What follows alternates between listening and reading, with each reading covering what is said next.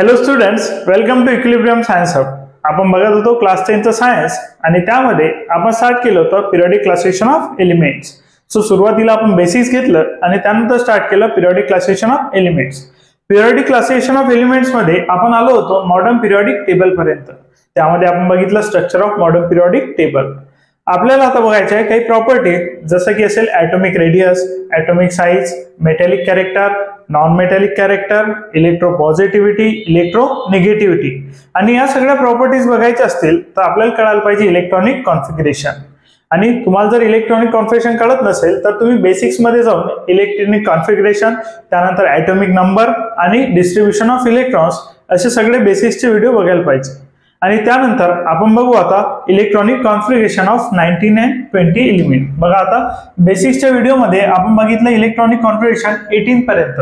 आता बेसिक्सचे जे व्हिडिओ होते त्यामध्ये आपण 18 पर्यंत इलेक्ट्रॉनिक कॉन्फिगरेशन बघितलेलं आहे. आणि आता आपण बघू electronic configuration of 19, atomic number 19. So बघा आता आपल्याला बघायचं आहे इलेक्ट्रॉनिक कॉन्फिगरेशन ऑफ पोटॅशियम.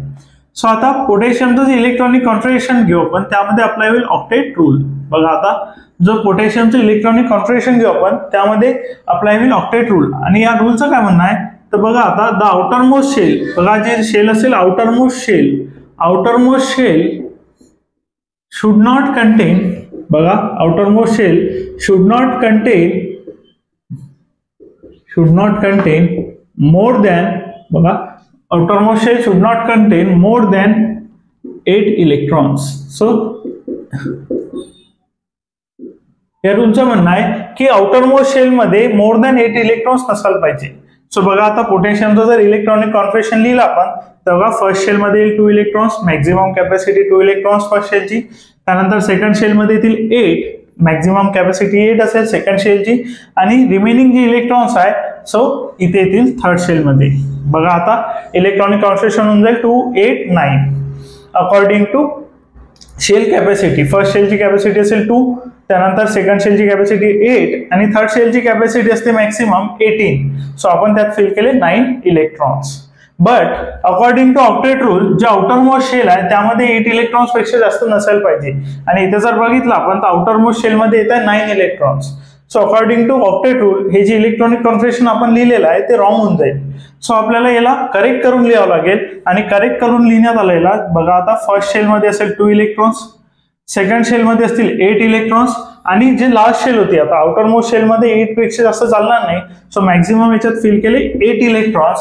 आता रिमेनिंग 1 इलेक्ट्रॉन जो राहिला होता तो फिल केला नेक्स्ट शेल मध्ये आणि इलेक्ट्रॉनिक कॉन्फिगरेशन लिहिलायचं 2, 8, 8, 1. सो इलेक्ट्रॉनिक कॉन्फिगरेशन होऊन जाईल 2, 8, 8, 1.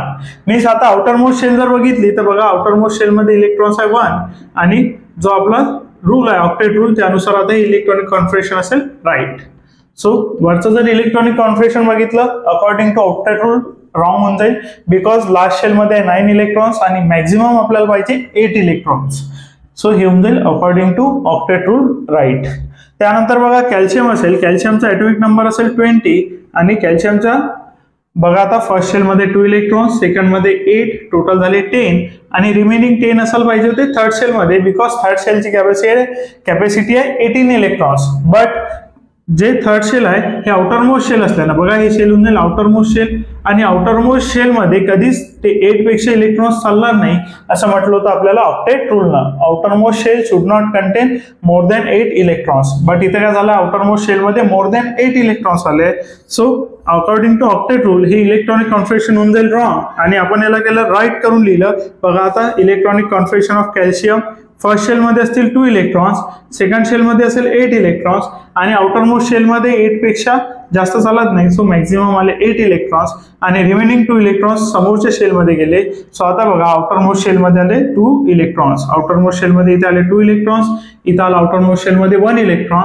सो जे हे इलेक्ट्रॉनिक कॉन्फिगरेशन असेल according to octet rule correct होऊन जाईल आणि हे इलेक्ट्रॉनिक कॉन्फिगरेशन असेल एलिमेंट नंबर 19 आणि एलिमेंट नंबर 20 चं. सो बघून घ्या, याचा ॲटॉमिक नंबर असेल 19 आणि त्याचा इलेक्ट्रॉनिक कॉन्फिगरेशन असेल, याचा ॲटॉमिक नंबर असेल 20 आणि त्याचा इलेक्ट्रॉनिक कॉन्फिगरेशन असेल इथे. सो 18 पर्यंत इलेक्ट्रॉनिक कॉन्फिगरेशन तुम्ही बेसिकच्या व्हिडिओमध्ये बघायचं आणि 19 आणि 20 आपण इथे बघितलेलं आहे.